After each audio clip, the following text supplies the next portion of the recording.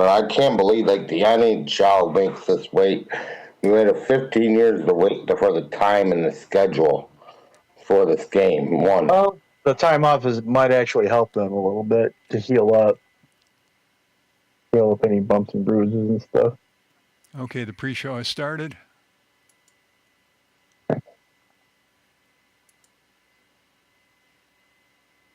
And all I need is I'm now. grapes. When you're ready, I'll reset the timer.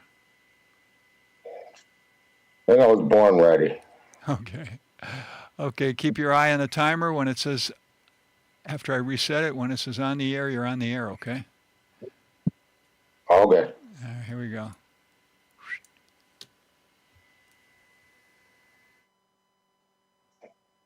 Welcome to another episode of Fair Catch. I'm Rob, and my cohort, the legend himself, Russ, as we join you with a Atlantic Division champion. I think their name is the Buffalo Sabres. Who would have thunk that? Yeah, I think we all predicted that, right? I think we predicted that. I wish I would have bet Vegas if that was the case. Let me tell you, we would have been able to quit our jobs and get a ton of money off of that. I think, in my opinion, just a few dollars for sure. But definitely, congratulations to them, and well, they open up the playoffs against. I don't want to say the mighty Bruins, but they're still pretty. Good. You know what? The East was a beast this year. For sure. I mean, you're looking. Here's a weird part about this. Okay, the Ottawa Senators were the last seed in the playoffs. They were the final seed. They finished with how many points? They finished with 99 points. Okay. If you take the Sabres with their 109 points, okay, if you take 6 of those, all of those wins that they had in the second half or since December 6th, if you take 6 of those victories and make them losses, it's still a great record.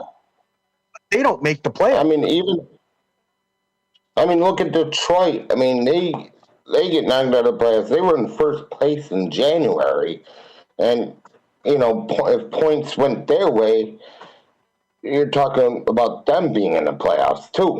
Yeah. That's how close it was. And now these teams that were behind Philadelphia, they were close, too. Oh, Philadelphia and the Leafs. I don't know about the Leafs, but to all of the Leaf fans out there, really, you have my deepest sympathies. No, it was a tight race because you know what?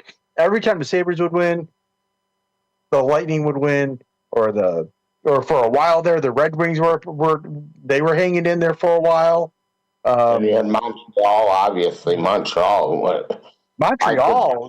went on their own run, for God's sake, Yeah, I could tell you that they could surprise Tampa Bay, but we'll get to that one later. But I would say that Montreal looks dangerous too.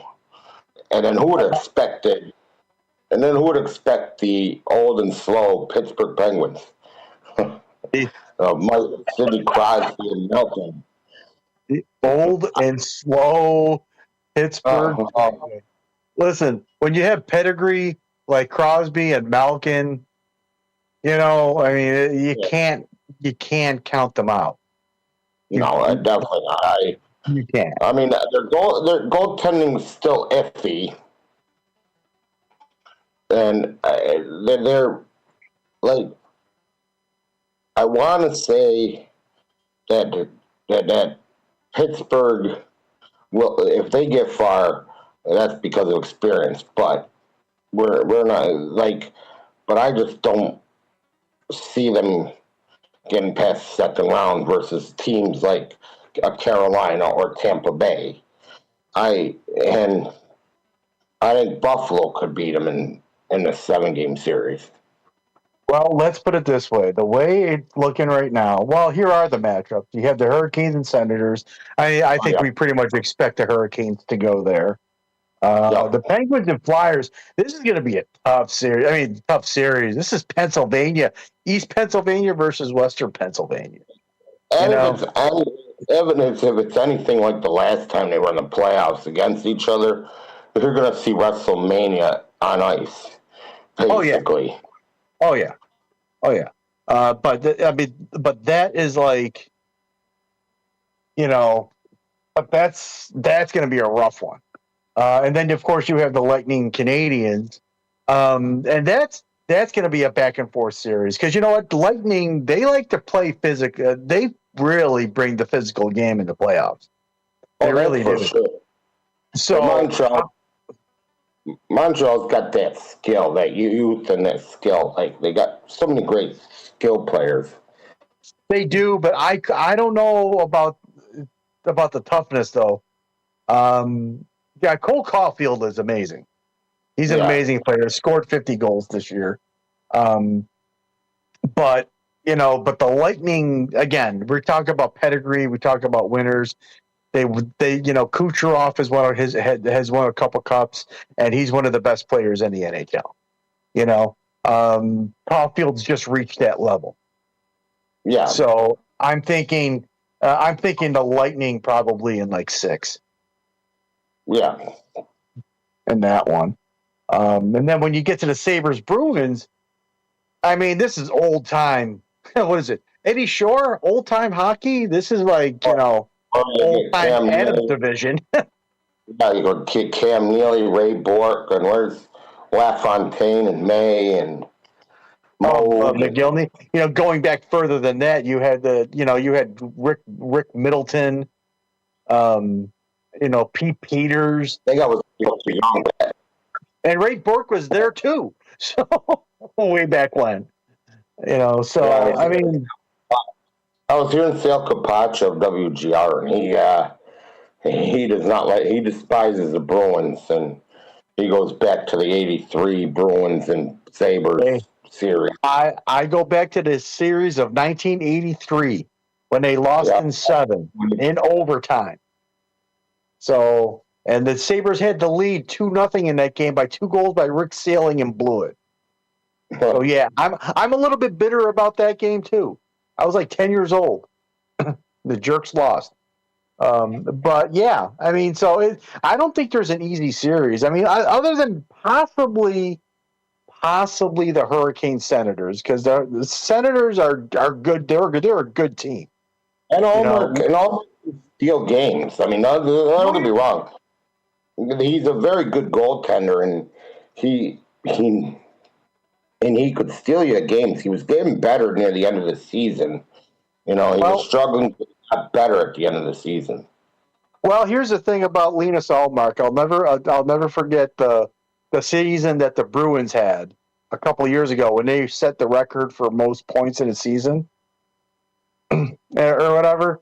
And Linus Ullmark pretty much gagged in the playoffs that year. So I don't know. I mean, look, he is a very good goaltender, but there's something about the playoffs that I don't know what it is, but they, the best show up, Yeah. And I'm not, sure. and if you see, you can have a great regular season, and then if you gag in the playoffs, they're gonna remember the playoff choke. They're not gonna remember what a great regular season you had. Let's Toronto about that, and Oh my goodness, Austin Matthews. They could be up 3-0 and they let you back and win it.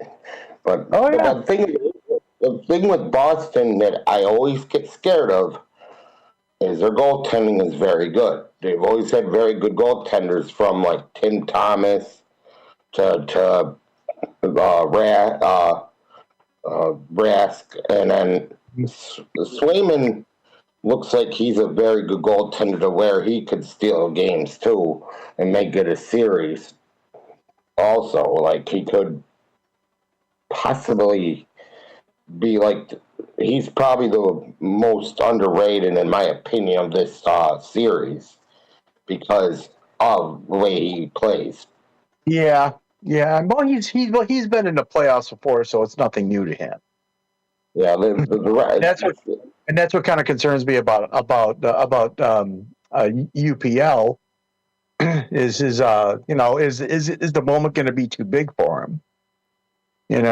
But as a whole, I mean, I think you probably give the maybe a slight edge to goaltending to the Bruins in this case, and only because UPL hasn't done it yet.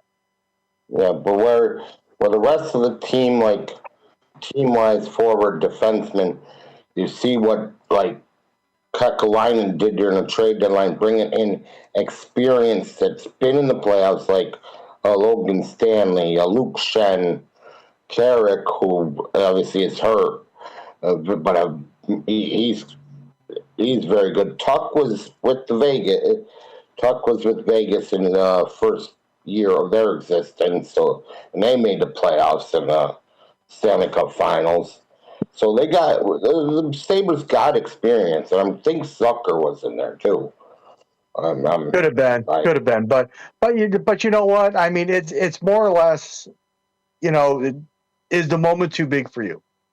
They've got Shen, they've got Tuck, they've got Pearson has made the playoffs in the past. I mean, they have some guys that have made the playoffs, but it's their key guys like Tage Thompson. Yes, Tuck made the playoffs, but Dahlin, Samuelson, exactly, Doan. He's one of their top guys right now. I mean, when I look at the Bruins, you have Pasternak, you have Pavel Zacha, Charlie McAvoy, Elias Lindholm. I mean, he's been there. Oh, look at that, Casey Middleton there too. But even Casey. Yeah, so so they have their share of playoff experience too. But nobody's won a cup. But the team hasn't won a cup since 2011. So yeah, that's when they had John and Bergeron and all that other very good players. And oh yeah. And once and they also have another ex-Sabre. They also have another ex-Sabre, Nikita Zadorov. Yep, that guy, I love, is a beast. But yeah, he's 31 years old. Another thing, and I'm hoping that the Sabres fix their power play, because that's another thing that concerns me about this series.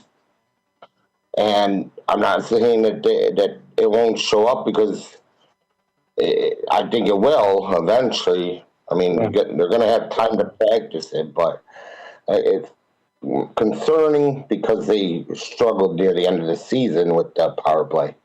You know what? It kind of reminds me of the Cup team back in '99 a little bit, and that they kind of struggled with the power play too.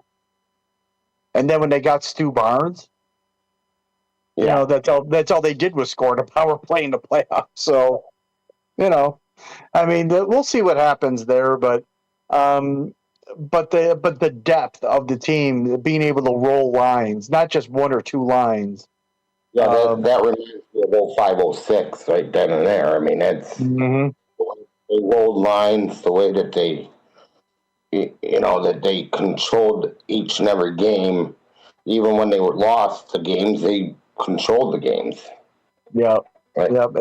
Absolutely. And this is where the unfortunate injury sucked at that Game 7 of Jay McKee and Carolina. But I think the defense is going to be the real key, because they played so well the last 50 games or so. Can Dahlin, Samuelson, Byram, and all them guys, are they going to be able to hold up? That's the question that I have. And it'll be definitely a true test. I mean, that's for sure. And you got to think, well, he has to be getting the call game one UPL. The key, I think, for the Sabres right now is to get off to a good start. Yeah. If they can take game one, that's a playoff win in their bucket, then they could be on their way. But if they lose game one, it could be a long series. Yeah. But I mean, I don't think it's going to be an easy series. Don't get me wrong. Mm-hmm. I think it'll be a tight series. And Boston is not an easy. They're not slouches. I mean, Buffalo struggled against them, but I get it. It was at the beginning of the season where Boston got to us at the beginning of the season when we had injuries and we had basically no shots on goal in the first game against them, but then the other two, Boston won on a lucky bounce the last game. Yep. When the time. Yep. And then they obviously controlled Boston in the one game. Yeah, I mean, the one thing that concerns me though is the back end of the defense. Logan Stanley seems to be okay. But it's like Michael Kesselring. Can he stay healthy? And if he is healthy, can he get into the game? You have Connor Timmins. Then you have Metza. Metza kind of scares me a little bit because he's on the smaller side as far as like defensemen go. He's a good puck mover. By the way, we did forget about an experienced defenseman, Bo Byram. Bo Byram. I'm sure. Yeah. I mean, he's definitely one of he's a top four. The top four defensemen are what's going to carry this, I think. Yeah, I think it's going to be Samuelson, Dahlin, Power, and Bo Byram. I think that are going to have a lot of minutes. And I think Samuelson maybe somehow will get some minutes. And then either Stanley or Timmins, Kesselring. That's it. I mean, you're probably looking at. I mean, the third defense pair is going to be key because if they can hold up, if they can do some serious minutes in the playoffs, maybe like 13 to 15 minutes a game each, that'll be huge. If they get caught, if they're only playing like 9 minutes, and you have Samuelson, the top four logging like 23, 24 minutes a game, they're gonna wear down. Yeah. So basically, let's go through the playoff tree. We'll start with like Boston versus Buffalo. I'm going to take Buffalo away basically because of the obviously the depth in that. Well, you see, if I was a gambling man, I would take the Sabres. However, it's great. It was a great story the last 50 or so games, but I think I'm going to take the Bruins in 6. Ooh. They're going to chase you out of Buffalo. No, they wouldn't chase me out of Buffalo for that one. If they made the Cup Finals and I did that, then maybe. I mean, I can see if the Sabres do lose, I think they're going to get some more good experienced players and get back, I think. Okay, Montreal, Tampa Bay, definitely Tampa Bay. I mean, experience, players. I hate series like these because you know what? Montreal is so good right now because they're like the Sabres. They went on a nice run. Every time the Sabres would win, they would win. They were just a pain. They just hung around. There's something about Tampa right now that doesn't feel right. It doesn't feel right with them. I think they're missing Kucherov, and Like he's out for the rest of the season or something, or not Kucherov, Hedman, one or the other. Yeah, I think I don't think they're complete, so I'm going to go with the Habs in 6. yeah, I'll stick with Tampa Bay just because of the experience level on that. Carolina, Ottawa. I'm going Carolina. Rod Brendamore, what he's done for that Carolina team, they just they just play well for. They played well for him. This guy is whatever he's done in Carolina. It's awesome. Yeah, Brendan Moore's done a fantastic job. Yeah, I mean it's hard to go against Carolina because they're a machine right now. Mm-hmm. I mean they really, really are. It's hard to go against them. I'll say Hurricanes in 6. Now we got Philadelphia and Pittsburgh. This is going to be the Battle of Pennsylvania, the west part of Pennsylvania versus the east of Pennsylvania. Oh my I'm going goodness! Philadelphia. I think I'm just going to go Philadelphia because I think they can outskate Pittsburgh. That's not something I normally would say. Philadelphia outskating somebody. I mean, remember, like the Sabres used to outskate them all the time, and some of the scores showed it. But I just think No, go ahead. I think Philadelphia with the goaltending, they got the good goaltending. They got again some good young talent, and I just think Pittsburgh, the goaltending Stuart Skinner struggled the last 2 years in the Stanley Cup Finals. He's just not that good of a goaltender, and I think Philadelphia will take care of that. Well, I will say this: Sidney Crosby is now 38 years old, if you can believe that. Well, that's why he's got great hair. It's you can see the gray hair. Yeah. And the team is not like past Pittsburgh teams. We have to be honest there. But I find it hard to pick against Pittsburgh in this case, mainly because I can't stand the Flyers. I never could stand the Flyers. I like the Flyer teams of the 80s when they had Brian Propp, Ron Hextall. You know, those teams were cool. But I have a hard time picking against Pittsburgh. So I'm going to go Pittsburgh in 7. Well, so then we go to the Western Conference. Some decent, pretty good games, I think. When you got like Dallas and Minnesota, the battle of the North Stars, I guess. But I'm just kidding on that one. But I got to go Dallas. Obviously, Dallas is just overly talented, and Minnesota, I just don't see them hanging with Dallas. You know, the Wild they will hang with Dallas. It'll be a close series. But I would go with the Stars in like 6. Yeah, and then we got Edmonton versus Anaheim. Well, I'm back and forth with this because I like Anaheim.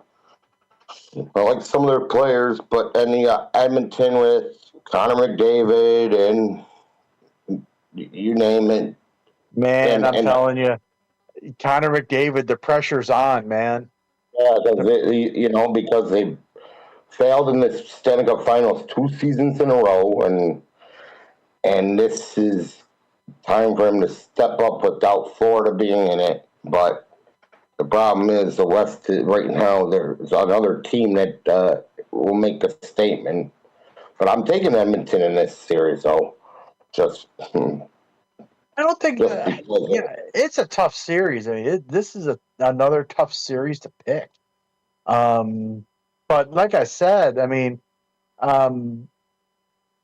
it's do or I don't want to say it's do or die for Connor McDavid because he had another fantastic season, 134 points. There's nothing wrong with his regular season and whatnot. But his playoffs. I mean, the last couple of years, making the finals and whatnot. You're talking he had 42 points in the 23-24 playoffs, 33 points in the last year's playoffs. I mean, he's performed. He's been Yeah, there. it's just that Edmonton didn't have the goaltending, and they traded with Pittsburgh for Jari, and is he better than Skinner? We'll see. Well, Tristan Jarry he finished the year with Pittsburgh at 9-6-2, and his goals against was 3.86. Wow. Ouch. With an 858 save percentage, but I don't know. I mean, if they get past the first round, I wouldn't be surprised. After that, I don't know, but if he doesn't win it this year, he's going to feel the heat in Edmonton. Yeah, and then I mean, he could come to Buffalo and win one here, and we'll be happy. But hey, we came this close to getting them in the first time. So, but obviously the consolation prize is in the playoffs. So. Yep. No, I totally get that. But he's definitely feeling the heat. But I think I'm going to have to go with the other guys. All right, so then we got Vegas and Utah, and Utah shocked me in a way, but Vegas, even though they made the playoffs, they looked very disappointing. And well, they got a good coach too named John Tortorella, who may light a fire up their booties. No, I hear you. I don't. No, This is another tough one. I don't know. I'm going to let you pick first. I got to go with Vegas just because of they still got talent on their forwards, and obviously they got that guy that we drafted. So again, he could score goals in the playoffs. We've seen him do that, right? And again, I go with experience, and Vegas has that too. I mean, they've had taken deep runs too. So I got to go with Vegas. I think Utah will be back next year. They have great young talent on that team. I think, yeah, I like Vegas in this series too. To be honest with you, I think the playoff experience that they've had, especially over the last couple of years, especially winning the cup. Jack has his cup. He doesn't have to worry about anything else. So I mean, it would be tough to pick against Vegas in that series because I'll tell you what, they know they turn it on in the playoffs. So I would not be surprised to see them go a couple rounds deep this year. And then we have the mighty Avalanche versus I don't know how the Kings got in the playoffs with all these regulation losses. What a conventional way to get. What a unconventional way of getting in the playoffs. Yeah, but it worked. So. Yeah, I think they were just tough to beat in regulation, but I just don't see Colorado losing this series at all. No. They're just. When you talk about done in time. When you talk about Carolina being a machine, the Colorado Avalanche are a machine in the West. There's no ifs, ands, or buts about it. That's why I would not be surprised if Colorado will be in the Stanley Cup Finals, just because of what type of team that they have. And just, like I said, they're a machine. Oh, Like, absolutely. Absolutely, man, they are. I mean, I kind of like them in 5. yes, To be I honest with do. you. So yeah, so look at the first round of the playoffs. All great games, in my opinion. All great games, and they can go either way. You know, Mm-hmm. like I said, like you said, Ottawa and Montreal could pull up an upset. Yep. You know, Philadelphia, Pittsburgh, obviously Buffalo, Boston could go either way. And then, but like the only series, like you say, Colorado just gonna wipe away LA, man. And But you know so what, though? I mean, the East is so tight. But you know what? Anything can happen at any time. In the playoffs, yeah, because you know what? Everybody starts out 0-0. yep. And we've seen the President Trophy winners lose in the first round. A lot of Yeah, them. absolutely. Yeah, I mean, absolutely. but I mean, like it's a race to 4. I look at it this way: Hmm. each round is a race to 4. Yep, yep. And but I think for the Sabres, the first game is key. If they can get off to that 1-0 lead, put the pressure on Boston a little bit. If You they know. go up 2-0, this series will pretty much be a coast. Well, But I don't mean, say that. Don't say all that. right, well, Don't say okay, I that. won't. If you I get a won't say stone through it. your window, don't. Yeah, don't. No. Oh, let's not. All right, I won't. It'll be like you said. It's going to be a tight series. I said. Oh yeah, I think so too. It's going to go back and forth, but I just feel Boston in this series right now. Yeah. So did you know that there's a draft coming up? A draft? What? Where? When? Somewhere in Pittsburgh, and it's next week, the first round. Yeah, Pittsburgh's going to be a hopping town over the Oh weekend. yeah, yeah. You got a bit. Well, obviously you got the Pirates, who are a very good baseball team now. Um, Pirates, the uh, Penguins, yeah, the and then draft. obviously, and who knows if Rogers is going to come back? We don't know. He doesn't know. But yeah, because the Sabres been so hot, we haven't talked about the draft because it's usually Mm-hmm. the big topic because the Sabres are not worth talking about for the other years. But I saw in a mock draft that somebody was saying that the Bills will get safety Dylan Steeneman from Mm-hmm. Oregon in the first. Well, I wouldn't go for it. no, go ahead. I really am not.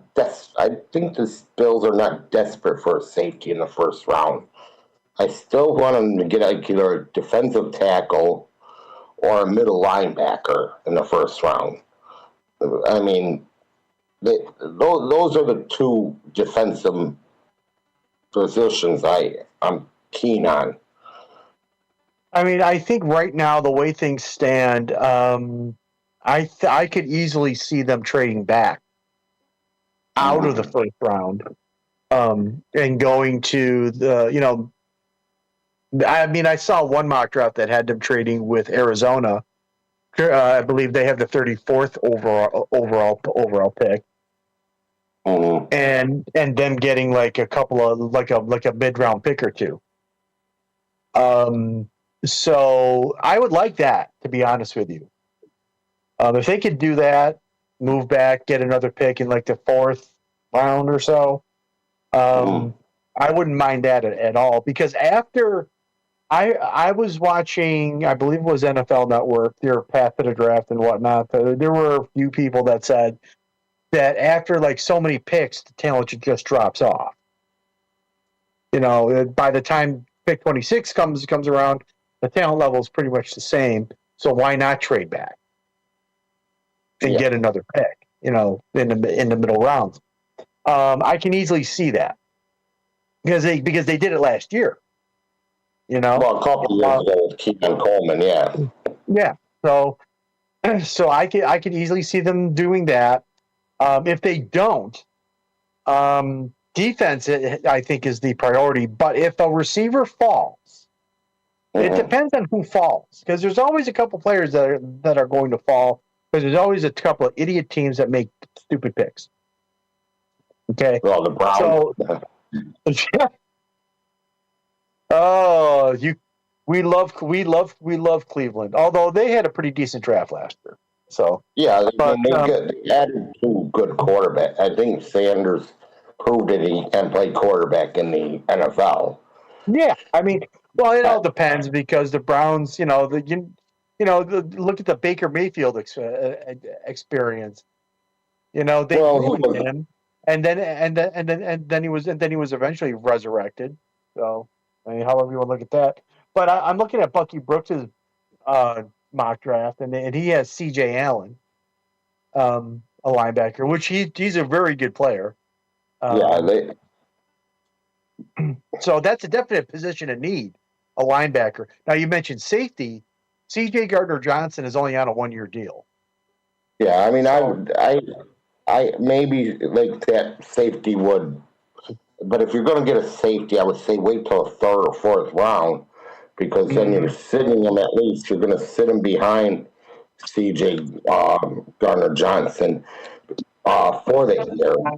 I mean, the great thing that happened with like Cole Bishop was having Jordan Poyer on the other side, knowing about Sean McDermott's defense at the time, and you saw the development of Cole Bishop. And now I think this is probably the best safety tandem since Hyde and Poyer, having C.J. Gardner-Johnson and Bishop. I mean, they did re-sign DeMar Hamlin, but as a obviously depth player, but more of a special teams player too. Yeah, I mean, I think the second. I mean, if they pick they pick a safety if the right guy falls. Because another mock draft I'm looking at is Daniel Jeremiah, and he has the Bills picking edge rusher Cassius Howell. I like that one. The only knock on him is that he has relatively short arms. But in college, he was able to get to the quarterback. That's the main thing. But can he transition that into the NFL with the offensive tackles with like the 34, 35-inch arms that as soon as they get their hands on you, you're toast. But he has such a great get off. His first 10 yards, he had a 10-yard split at the combine of 1.58 seconds. And that's one of the best at the combine. So I think, you're looking at edge rusher, possible safety, linebacker. I would definitely go with defensive tackle. I don't know if there's going to be one there.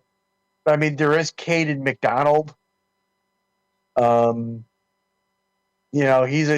looks to be out of Ohio State, so he's got a winning pedigree, and he does fit. I mean, he's like 6'2", 326 pounds, so he definitely has that. But does he fit the system though? That's the thing. It's more of like people are saying, it's going to be more of a hybrid defense. Yep. And I think they're satisfied with Deion Walker. Yeah, and hopefully that Oliver stays healthy. That's a key thing. Well, you know what? I mean, they gave him a decent amount of money, so you would like to think that at some point he has to stay healthy at some point. Because right now you got him, you got TJ Sanders, who they're moving out to defensive end for right now. They have Landon Jackson. Now he's a 3rd-round pick from last year. They need to see something out of him. So and of course they have Michael Hoyt and Gregory Russo on the other side. Russo going to outside linebacker, but I don't see him dropping into coverage too much. No, I think he's going to mainly focus like more of like a Von Miller during Hitley, like with Von Miller with I think Denver and with the Rams, where he was more of stand up and just go after the quarterback. And the thing about him is that he is such a long reach. His wingspan is unbelievable. They call him Groot for no reason, you know. I call him Chase them because of how tall he is. You know, but he's 6'5", 6'6", has the wingspan from like one side of New York State to the other. So so that's what's really going to benefit him there. And then of course you have Bradley Chubb on the other side. So, and I'm looking forward to seeing what Bradley Chubb can do here. But the concern that I have is up the middle with Dorian Williams and Terrell Bernard, pretty much glorified safeties playing. Yeah, because you still have Shaq Thompson, who's a free agent still, and I would like to see him bring him back for cheap, and then have them draft a linebacker to play underneath, play behind Shaq Thompson for a year, but the problem, because I think if you move Bernard to the outside and have Dorian Williams on the outside, you're going to have help covering tight ends, running backs, whatever. But like I said, the middle, it's like I'm concerned about it because you know how we struggled against stopping the run, and if teams see guys like Ed Oliver up the middle, they're going to run up the middle because that's just the yeah. I mean, to say that they had trouble stopping the run last year, that's an understatement. Another draft I'm looking at is from Charles Davis from the NFL Network. He has the Bills taking Kendrick Falk, an edge rusher. He's built for it. He's 6'5", 276 pounds. So kind of built in the Gregory Russo like class. He has 34-inch arm. He's another group. I mean, some of these quarterbacks are short. I mean, but no. I mean, they're not Josh Allen type. The thing I'm surprised about, in the early mock drafts, they had the Bills going with wide receiver. Yeah. And then after they traded for DJ Moore, the whole thing is going towards defense, which I do not want to see that again, where, like last year, where, 7 out of our 9 picks were defense? I mean, we do need some... Yeah. We do need some, like, obviously our offensive line's getting older, like Dawkins, and and then I would like to see another wide receiver because I still don't trust Coleman. And who's going to replace like a guy like Gilliam? I don't know if Gilliam is really. I mean, he did well. He did his job. He did his job. He did his job well. Definitely benefited James Cook. But I'm not sure that's not going to be the end all be all. I mean, James Cook is still going to get his yards. Mm-hmm. Josh is still going to be Josh. The question is DJ Moore the answer? Is Khalil Shakir, is he going to be able to take another step? Is Dalton Kincaid, can he stay healthy? Yeah. Is Keon Coleman, is he going to be able to take that major step? in his third year? You know, those are the major questions to me. And of course, the defense. I mean, the defense is self-explanatory. Yeah, we all know that Sean McDermott's defense just cannot. They struggled mightily in the playoffs, especially when they're playing good quarterbacks. They're playing a very good uh, coach like Sean Payton and Andy Reid. That they can make a playbook look very simple, but it's not. Whereas they are that good of architecting a game plan. Uh, Andy Reid and Sean Payton. Well, I go back to 13 seconds.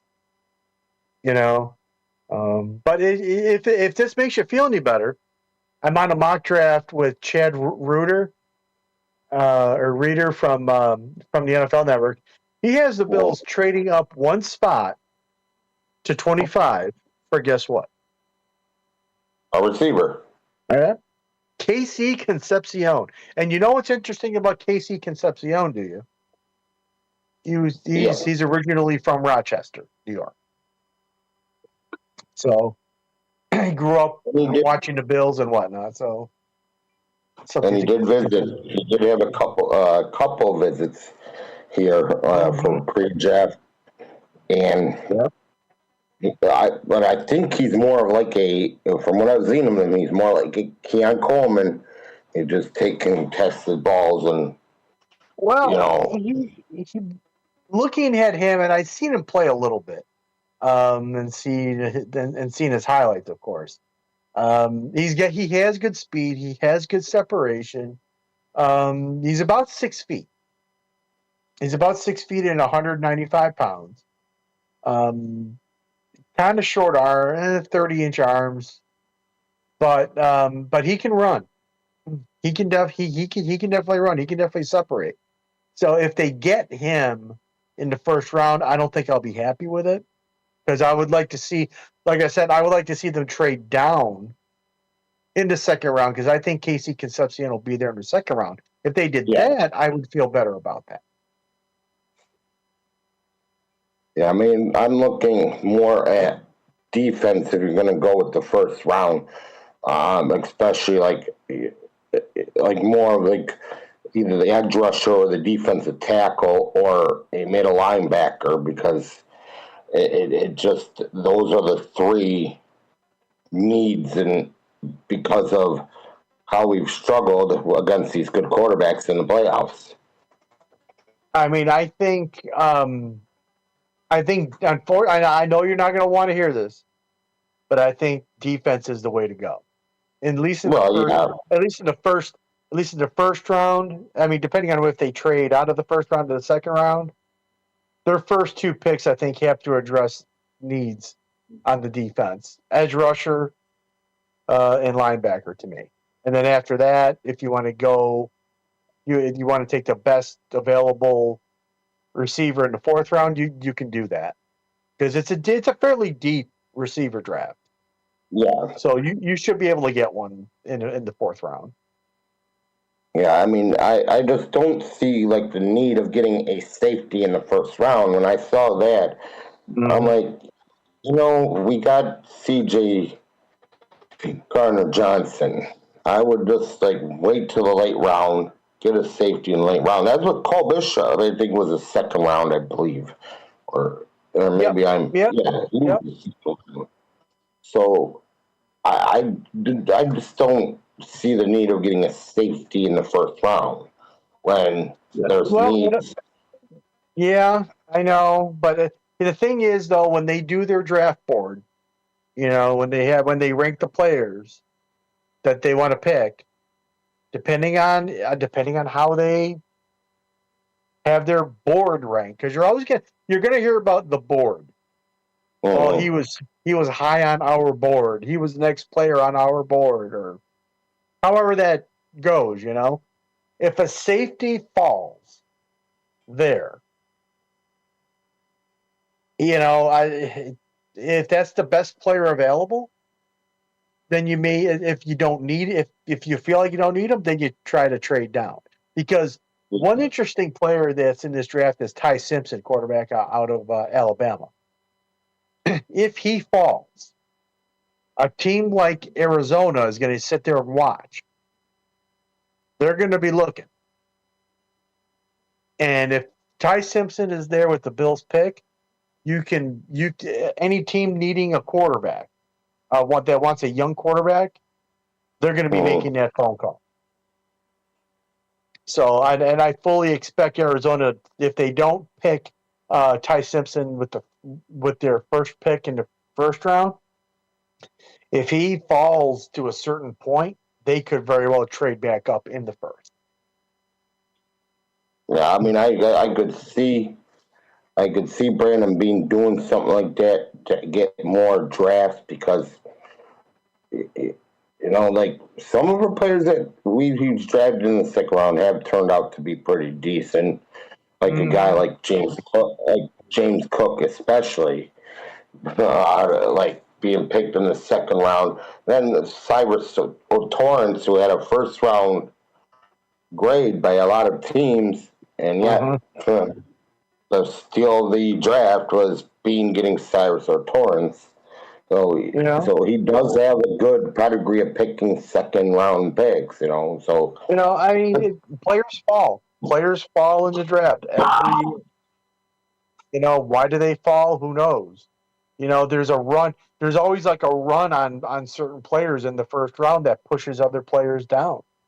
There could be a run on receivers. There could be a run on edge rushers. There could be a run on linebackers. I mean, there's only a couple of quarterbacks this year. Fernando Mendoza, he looks like he's guaranteed to go number one. Ty Simpson looks like the next guy. So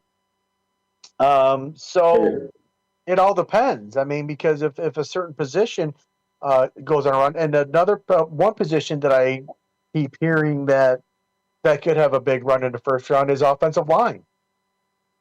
Yeah. So if there's a certain run on players in the first round, like if somebody starts seeing offensive linemen go and then they kind of get spooked and say, well, we got to take one, that could push like a linebacker or an edge rusher or another type of player down, even a receiver.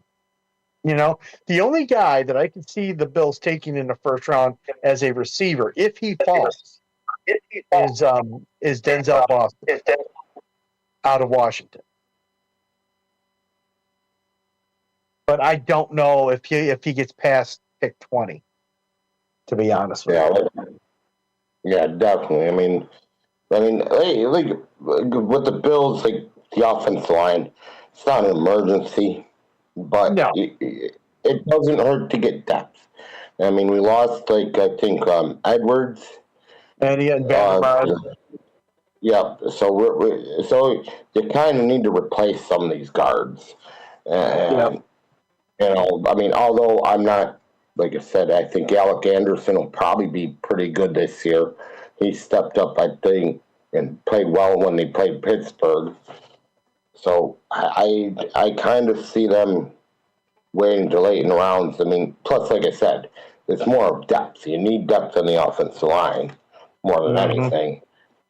It's just that I'm surprised that we're not saying cornerback, which Harrison we did get last year in the first round, and he looked like he was having a promising season until we decided that he gets hurt. He gets hurt at the end of the season. Well, why? You know what? McDermott, I blame McDermott on that one. I mean, the game against the Jets was out of hand. He didn't need to have him in the game. He could have taken an offensive lineman, the eighth offensive lineman on the depth chart, put him at cornerback, and everything would have been fine. But he left him in. He hurts his knee, and then he's out the playoff game, and that was big, because they definitely could have used him. but that's neither here nor there now. But yeah, I mean, you have him. You have Benford on the other side. So cornerback seems to be okay. Depth, I could, Yeah. I could see Yeah, them you- taking a quarterback or two in the later rounds. And hopefully Dorian Strong comes back, but I don't know if he will. And so I think, like I said, the defensive backs, I'm not concerned too much about. Like I said, Right. it's basically like we're saying. It's like the three big issues: the middle linebacker, the defensive tackle, the edge in that, because of the fact of those are these. This is a group in Jim Leonard's defense that are very important players. Yep. Very, very important because you want to get to the quarterback. You want to make it easier for your cornerbacks and your safeties. And eventually, like when you're putting a team down like second and 21, third and 21, you know they're going to pass, and you can play a certain style of coverage. Well, they're going to be blitzing too. Because if you look at the Broncos, they blitzed a fair amount, with those guys. And if my memory serves, they led the league in sacks. So, that's probably what we're going to be looking at, But honestly, I think any year that you transition from one type of defense to another, even though it's a hybrid defense, it's still going to be an adjustment period. That's what training camp is for. That's what the OTAs are for and whatnot. So by the time they hit the regular season, the first 4 or 5 games is going to be an adjustment for sure. Yeah, I'm not going to be surprised if they give up more than 25 points in the first 4 games because of the adjustment period and that. And then I think it depends on where the bye week is going to be. But I think if they get like a Thursday game and up to a Sunday game early in the season, they can really adjust the defense too. They have time for that too. So we don't know the schedule until next month, which right. Well, that'll be a future show. Future, yeah, but everything is in the hype stage right now.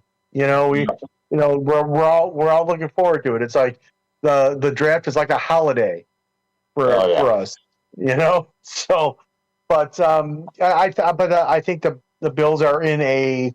I don't know if they're in the best position, but I wish they wouldn't have given up that second round pick, but they got a good receiver in DJ Moore. So I'm not. What they were saying, they were saying like this DJ Moore, he was just pushed down because they had better receivers in Chicago and a very good Loveland, or I think the Luther Burden. Tight end. Luther Burden was the guy that kind of moved up the depth chart there in Chicago. So it was really Chicago. Definitely had better receivers, and it made DJ more expendable. So, and plus DJ Moore played for Joe Brady. Let's not forget about that in Carolina. Yeah. No, there's definitely a relationship there, and DJ Moore is a pretty good receiver. I think probably maybe around 65, 70 catches, 900 yards, maybe 7 touchdowns. If Josh locks in on him as a number 1, he could do better than that. Yeah. But I think for right now, I think if he can free up space for Khalil Shakir, maybe even free up space for Keon Coleman, in that respect, or maybe even Joshua Palmer, which I still have hopes for. I still have hopes for him. I think he's one of those guys that's still 20. He's only 26 years old. He still has some room to go. So, I mean, I wouldn't be surprised if we get like 50 catches out of him. Yeah. But he's got to stay healthy.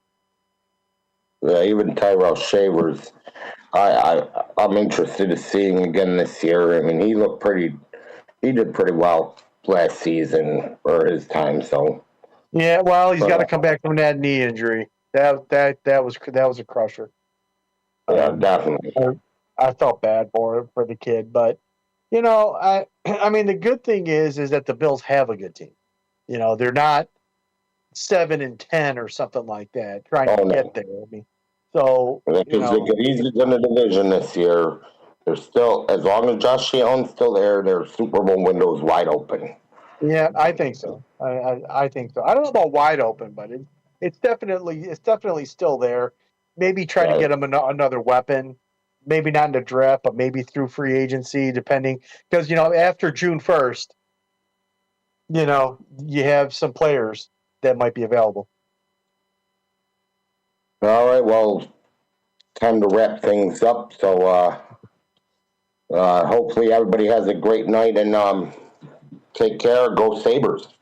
Go Sabres.